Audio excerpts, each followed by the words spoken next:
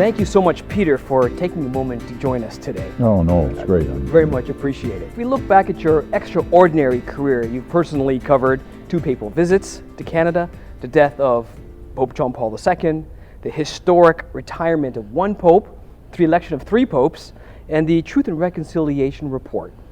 What would you say, Peter, was the most emotional Catholic event that you've covered? They all carry emotion and relevance and importance. All the ones you've listed.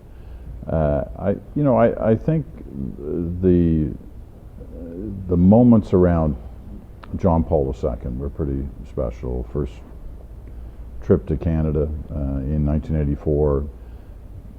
20 days or whatever it was, 100 hours of live television coverage. Those were all significant both for the church and for the CBC in terms of our coverage. So it was an exciting time and a memorable time. But as I said, all of that list that you mentioned, including the Truth and Reconciliation Commission, its findings and its concerns that were expressed are all very important. Now, from your viewpoint, Peter, what would you say is the most significant contribution to the Catholic Church in Canada in its past history?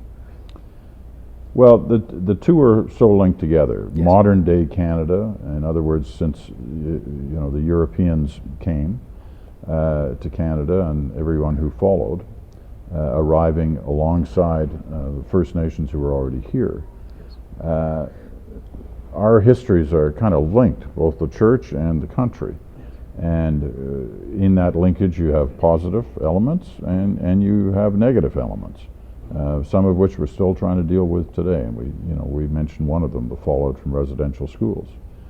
On the positive side, you have the opportunity that existed for young Canadians especially to be inspired by the teachings of the church.